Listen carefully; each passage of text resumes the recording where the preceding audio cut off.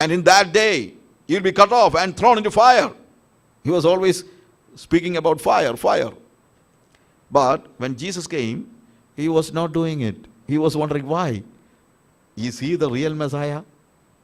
I thought if the Messiah comes, he will send all the evildoers into fire. That's why he was asking, is it you who is to come, or should we wait for another one? You understand? Okay, let's come back. So we have seen two distinct lines of prophecy about the first coming of the Lord and the second coming of the Lord. It's like seeing things, standing somewhere and seeing the horizon. We see only the heights, and that's the biggest problem. So the second phase of preparation. First, we have seen the promises and expectations of the Messiah in the Old Testament and in the life of the Jewish people. The second preparation, it is the theological preparation. B. The A, it was promises and expectations. And that now it is the theological preparation for the incarnation of Jesus Christ, or God. God was even preparing his people theologically for his invasion into the planet Earth. Because when God comes, Jesus comes here, when Jesus is incarnated, God wanted people to understand him. And it was not possible at the time of Abraham, or at the time of Moses, or at the time, even at the time of Samuel, or the times of kings, and even the prophets of the Old Testament. So he's preparing people to receive the idea of salvation, or the truth of salvation easily. It was not easy for the people of the old, because many times, I told you in the first class that God reveals everything, but it all depends upon your ability to receive the revelation. God is ready to reveal himself any time of the history, but the problem, we are not able to receive the revelation, and that's the reason why God was patient enough to wait, so that we are growing and maturing ourselves, so that we may receive the revelation in the proper manner. So what do we see here? Normally we call it, the process of making people understand the biblical truths, or the truths about God. We call it progressive revelation. Means it is not all of a sudden God is not revealing everything to anybody. All of a sudden God is not ready to reveal all the truths about God to a person. It's not because God is jealous, nothing like that, but it is because they cannot bear it. Even we see in John chapter 16, verse 12, Jesus was living with his disciples for 3.5 years. And finally he said, I have yet many things to say unto you, but you cannot bear them now. You understand? You cannot bear them now.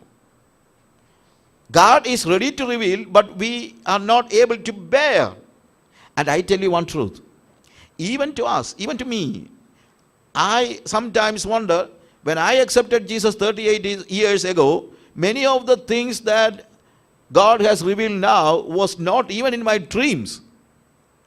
Because if God was revealing all these truths to me 38 years ago, I would have been dying. Because I could never bear it. It is something, But God was patient enough, and he was bearing me because I could not bear. You understand? He was bearing me because I could not bear his revelation. So gradually he is showing me, or it is there is a progression in each person's revelation. Am I right? Even you are not receiving everything all of a sudden. When you are saved, you are not getting all the revelation about God, right? Is it? Did you get all the revelation at once when you accepted Jesus? No. God was patient enough to teach you the truth. The Holy Spirit was walking with you and revealing you all the truth gradually. All the truth. But it doesn't mean that you are going to receive something other than the Bible, or something out of Bible. No. God has revealed everything in the Bible, but even when you read Bible, You are not getting everything at once. Sometimes I see a passage, maybe today I'm seeing a passage, maybe I have gone through that passage 100 times. But that truth was not revealed to me in the last 38 years, but now God is revealing a new truth. New truth means it is not a truth that comes from the air. It is a truth that is already in the Bible, but it is revealed. In Colossians chapter 1, chapter 2, we see that in him lie hidden all the mighty untapped treasures of wisdom and knowledge. It is the same with the Bible. Even after reading it 100 times or 1,000 times, you will see that you have only scratched the outer skin. There are much more things deep inside. But God will reveal it when you bear it. In the Old Testament times, it was difficult for people to understand the truth about incarnation. So he was waiting. And take the case of Abraham. God asked Abraham to sacrifice his son Isaac in a place called Moriah. And he took Isaac and he was walking all 3 days talking to Isaiah, and finally they reached a place and God showed them a hill in the place of Moriah. And it was about to make the sacrifice. Isaac was on the altar and he was taking the knife, you know that. And he was about to kill his son, and he heard a voice from heaven, Abraham, do not put your hands upon this, your child, your son. And now I understand that you obey me, you love me, and you fear me. So that's over. There was no sacrifice. We see that Isaac was saved, but in Hebrews we see that Abraham sacrificed Isaac. What does it mean? He sacrificed him in his heart. Even though Isaac was coming back to life physically, in the life of Abraham, never he was seeing Isaac again, because Isaac is sacrificed. Abraham sacrificed Isaac. Okay, that's something different. But I was just wondering why God was not telling all the truths about incarnation at once to Abraham. Why he was not saying, Abraham, hey, what are you doing? You are trying to give your son to me. Don't you know that I'm going to give my son for you? Did he say like that? No. Why? Even if God reveals the truth about incarnation to Abraham, Abraham was not in a position to understand it. He could not bear it. I'm sure he cannot bear it. So the theological background of Abraham and the religious background of Abraham even I was wondering why God was asking him to sacrifice his son. Because if something like that happens to me, if God is asking me to sacrifice my child, don't think that I will hesitate. Of course, if God asks me, I will do that. But still I will ask a question. God, do you delight in human sacrifice? What does it mean? I will not do that, because the truths are revealed in the Bible that God doesn't delight in sacrifices. But for Abraham, this was not revealed. Now, if God asks me to sacrifice my daughter or kill my daughter, I will not do it, not because I am disobedient, but because I know that this voice is coming from somewhere else. It's not from my God. And sometimes we fail. A man in my place, he was taking fasting, and finally he heard a voice that sacrifice your child. And what happened? Literally happened. I'm not joking. And he was calling the elder son, and he was afraid because he understood that something is wrong. And the younger child is a small child, and he came, and this man was lifting him up and smashed him on the floor. Literally happened. Because he heard a voice, you need to sacrifice your son.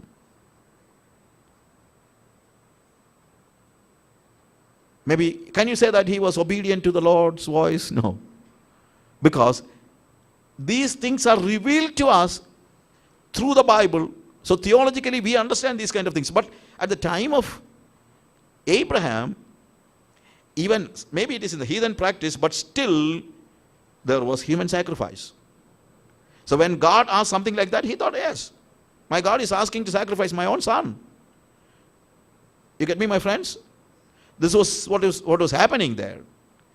But God was not revealing all the truth about incarnation, and he was not saying, Abraham, are you a fool? Why you are sacrificing your son?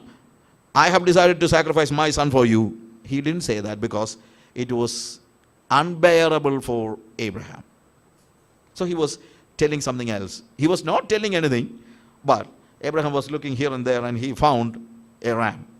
And he sacrificed the ram and going back home. You know why?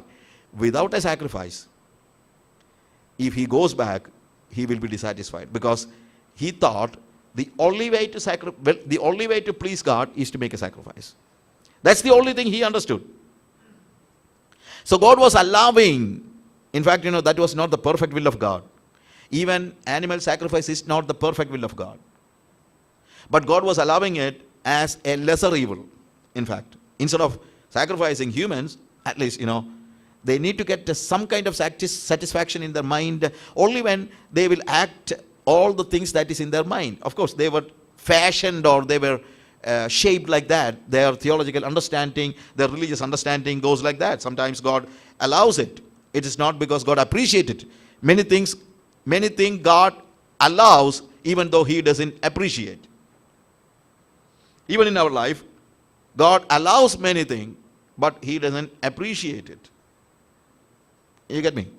That's the reason why sometimes the heathen people are coming to Christianity. They need a lot of heathen practices, and sometimes they do it to please the Lord, and God allows it, but he doesn't appreciate it. He doesn't appreciate it. You get me, my friends? Okay. So what we see here, God is leading him to a lesser evil. Now he understood that God doesn't want somebody to sacrifice a human. He understood that fearing God or loving God is more than sacrifice. You understand? He says, now I understand that you fear God. What is the fear? Do you think that he was fearing that if I do not sacrifice Isaac, God is going to kill me? No, I don't think so. Maybe Abraham is 125 years now, and Isaac is 25 years.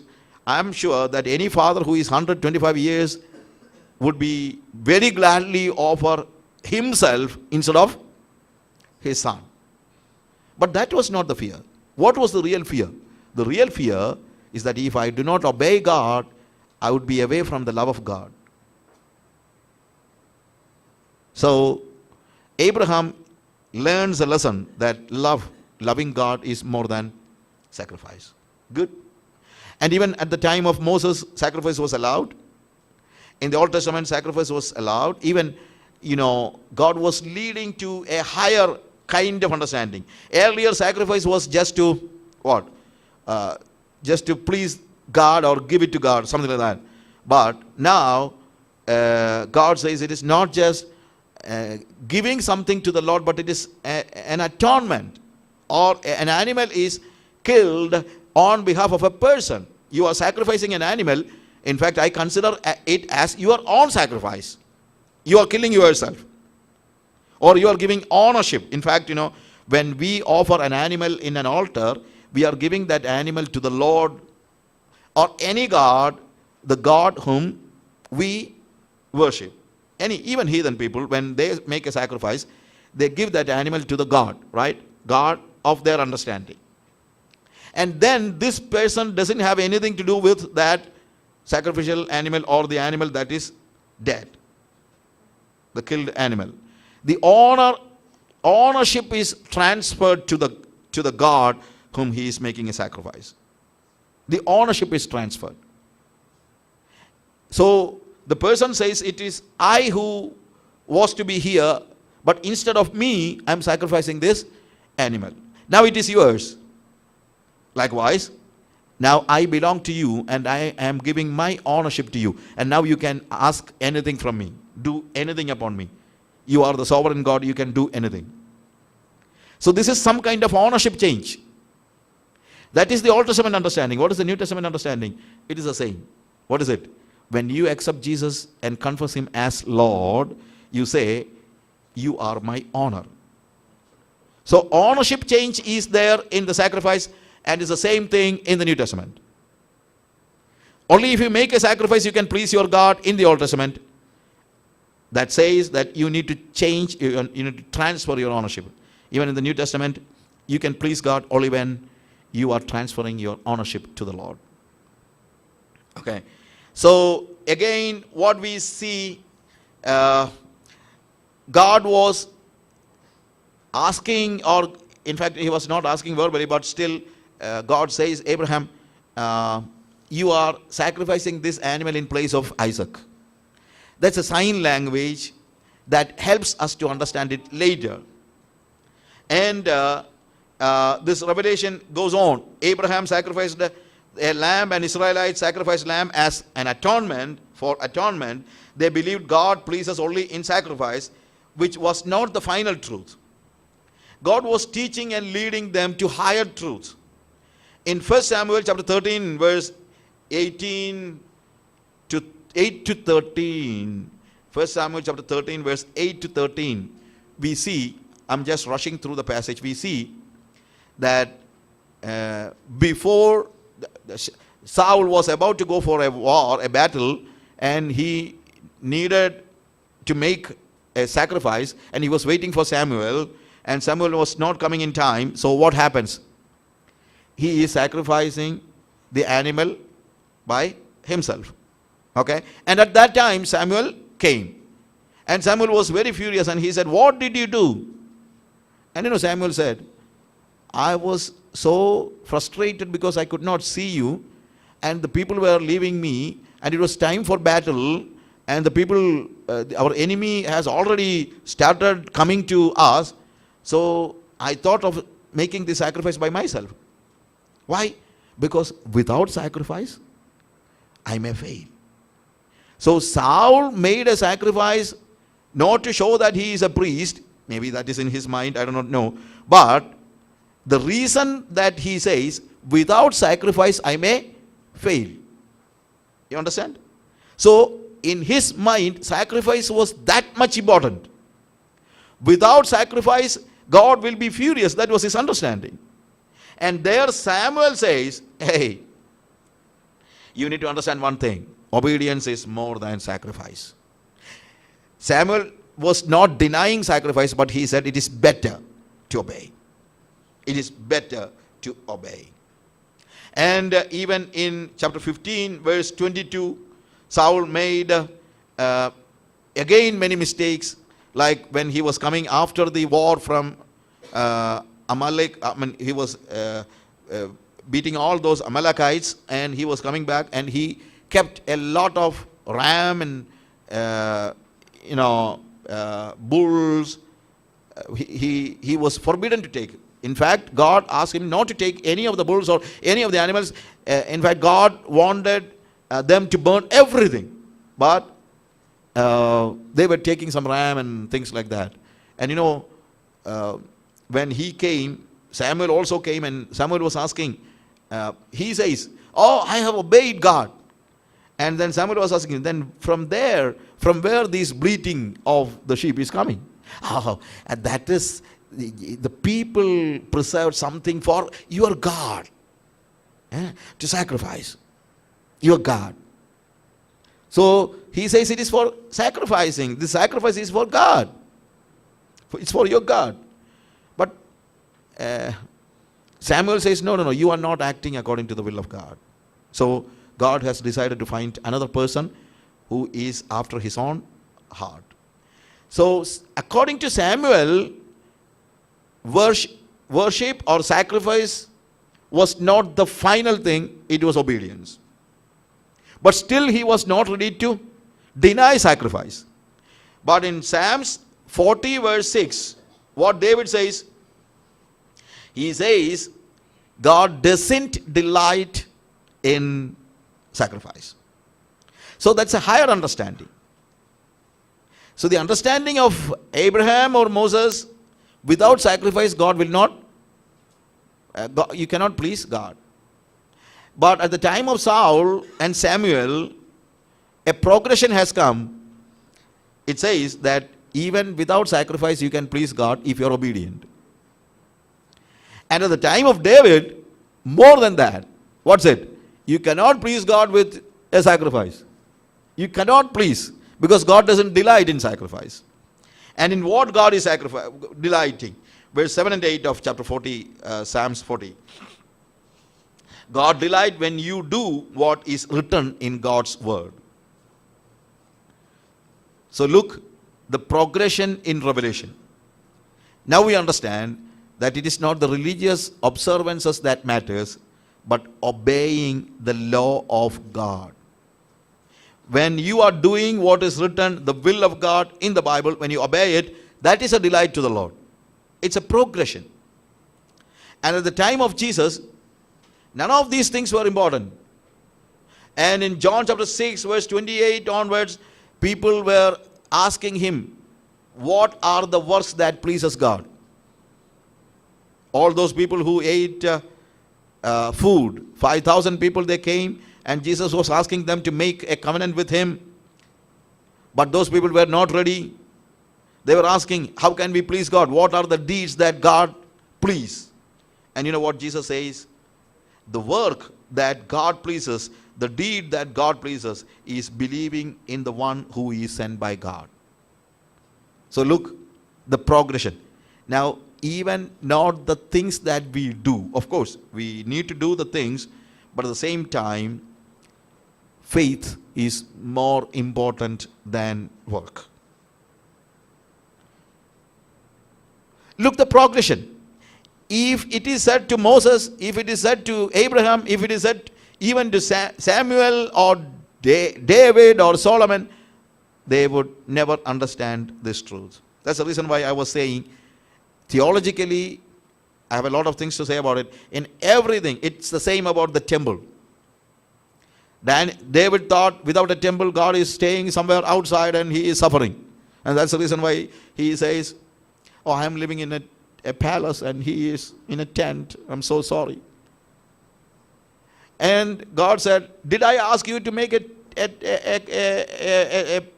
palace for me or a place to stay? Because I was always staying in the tent. I never asked any of my people in the wilderness to make a building for me. And I'm not looking for this kind of thing. And David was very sad.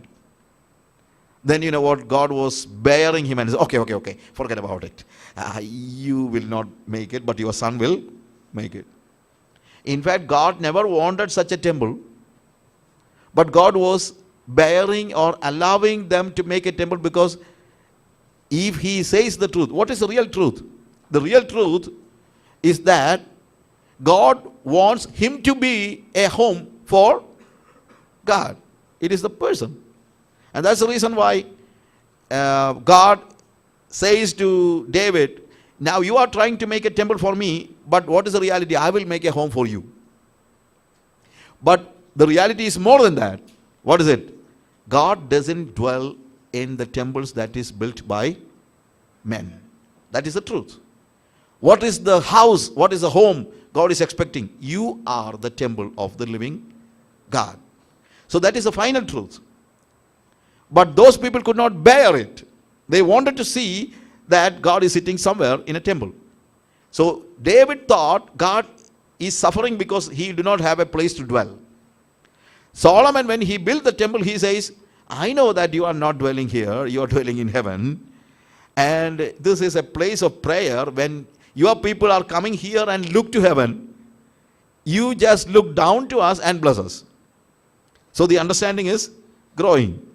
And the New Testament, see, the temple is nothing. And now we understand that God doesn't dwell in the places, in the palaces that man built. In the place that man built. So this is the progression.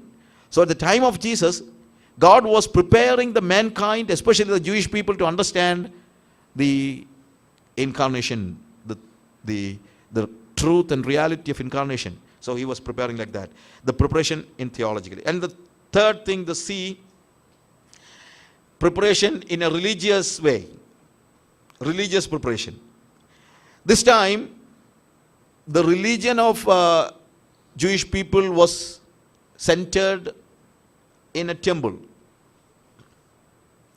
The biggest thing that was in their mind, it was the temple at Jerusalem.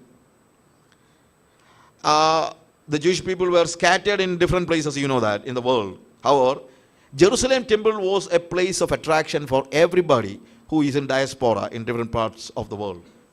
So what happens? All the religious Jews used to come to Jerusalem once in a year at the time of Passover. All the religious Jewish people used to come. So that helped people to keep their messianic hope. So everybody coming here, they say, next year we do not know whether we will come here because maybe our Messiah will come. So the messianic expectation, it was in the heights at the time of Jesus Christ. And also remember, it is at the time of Passover Jesus was crucified.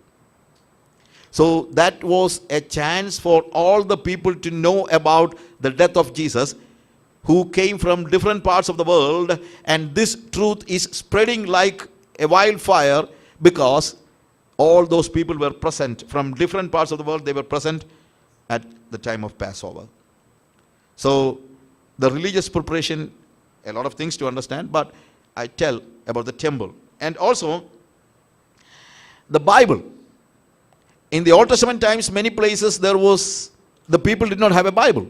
Even at the time of Josiah, we see that he was cleansing the temple and making some kind of alterations to the temple, and they found a book from the wall of the temple, and that was the only copy of the Bible Bible they had. And for many years they did not have a Bible, and they could not understand what was written in it. And finally a prophetess was called, and she was explaining all those things. The name of the prophetess was Huldah. That's written in the book of Chronicles. Many of the things that is not familiar with people because we are not familiar with the Bible. So what I said, in those days there was a big scarcity for the Bible. And the Bible was in Hebrew. And you know what happened? After the exile, many of the people forgot how to read and write Hebrew. And Hebrew was not a living language. Many people were transferred their knowledge into the language of the Babylonians, or some people who went to Egypt, they studied another language. And after some time, Alexander came, and many people were learning Greek. And the Jerusalem was invaded by the Syrians under Antiochus Epiphanes, and they came and they taught people the language which was Jesus. He was speaking Aramaic. So naturally what happened? Many of the people could not understand. Of course, there were some people who read Hebrew Bible, but many of the people could not understand the scripture because they did not have a copy of Bible in their language. At that time, one of the king was ready to make a Bible of the Old Testament in Greek. It is called Septuagint. So Septuagint was made by a king, and finally it was in the language of the common people, that is Greek. Even Jesus was using that Bible, the Septuagint. That's the Greek translation of the Hebrew Bible. That's the Greek translation of the Hebrew Bible. So what I'm trying to say, so because this language, because they had a Bible in that language, even common people could understand the messianic prophecies. And also there were scribes, and that is another religious preparation. The scribes were the people who interpreted, and they were reproducing Bible, and also they were interpreting Bible. So the presence of the scribes also was a help for people to understand Messiah in a better way. And they had synagogues. I'm telling preparation in a religious way. They had synagogues. It is true that they had only one temple, and that was in Jerusalem, but they had synagogues everywhere. Wherever there is a Jewish community, they had a synagogue. Everywhere in the world. Even people in diaspora. Diaspora means outside, their homeland. Everywhere there is a synagogue. So in the synagogue, people are coming and they're praying and they're reading Bible, then they are interpreting it. During Sabbath, every time they go and pray, but during the Sabbath, they come and hear the word of God, and sometimes they are interpreting it. And also in the synagogues, they were appreciating people who speak about Messiah. If somebody is there to speak about Messiah, they certainly will get a chance to speak. That's why in the first century, when Paul was preaching gospel to different parts of the Asia Minor, he was going to the synagogues. And he is an alien person, a stranger. And he says, 1 minute, I have something to say about Messiah. Okay, if there is somebody to say about Messiah, come on, you are welcome. And he was using that chance to spread gospel among the Jewish people through the preaching in synagogue. Okay? So what I'm trying to say, God was preparing for the incarnation in different ways, in different areas. In the area of Old Testament prophecies and promises, and the messianic expectations, and religious, and even in political and social things, God was preparing the world to understand Messiah. See, now Rome is in control at the time of Jesus. When Jesus was coming, it was Rome who was in control. But you need to know that there is a big difference between the Romans at the time of Jesus and the Romans after the death of Jesus. At the time of Jesus, the Romans were very tolerant people. They were not fanatics. They were very tolerant people. They were accepting all the religions. And they were not like the Syrians who invaded Palestine, especially Jerusalem, in 2nd century BC. That is in the history, not in the Bible, but it is something happened in 2nd century BC.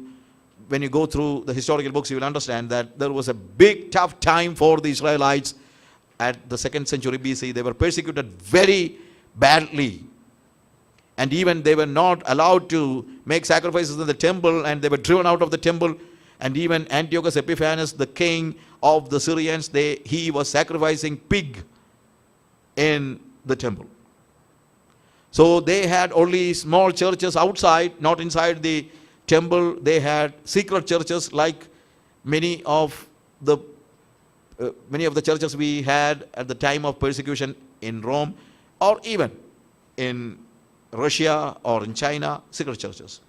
In 2nd century BC, in Palestine, the Jewish people had a lot of secret churches. So Rome was not fanatics. They were tolerant. They were accepting all religion, and they were appreciating it. That's the reason why we see that even when Jesus was asked by a centurion to pray for his servant, the people said, the Jewish leader said, he deserves it because he has built a synagogue for us. A Roman centurion was making a synagogue for the Jewish people. That much tolerant they were. So that tolerance really helped Jesus to proclaim gospel very freely. And also the first century, maybe the beginning of the time, they didn't have any persecution from the Romans. All the persecution was from the Jewish people, not from the Romans. So God was, turning everything into a point of history where Jesus would be appreciated, or incarnation would be appreciated. And the Greek culture and language, that is another thing. Alexander, he conquered the whole world, that, all the known world. But what was in his mind? Alexander was a philosopher. He was a disciple of Aristotle, you know that? Socrates, Plato, Aristotle, these were the people. Plato was the disciple of Socrates, and Aristotle was the disciple of Plato, and Socrates and Alexander was a disciple of Aristotle. So he was a philosopher. He had something in his mind. He wanted to make the world one. He was looking for one world with one culture and one language. That's the reason why he was conquering the whole world. He wanted to see that the whole world is embracing Greek culture and Greek language and accepting the rule of the Greek people. So he wanted to make a Greek world. Of course, that didn't happen as it is, but the culture and the language of the Greeks were appreciated all over the world. The Romans, even the Romans, most of the Romans were using Greek instead of using Latin. Of course, Latin is their language, but it was an international language. In those days, Greek was an international language. Because of the language, in fact, that helped a lot for communication. Like we speak English as an international language wherever we go. My language is something different, but I speak English, and it's an international language. Or even French. Sometimes, there are many countries who speak French. So if you know either English or French or some languages like that, even in India, we speak Hindi as a common language in different states. Maybe the native people are speaking another language, but there's a common language. Like in those days, the common language was Greek. So it helped a lot to see that the gospel is spread in a very fast way. Okay? And also the transport. Rome was very particular in making roads.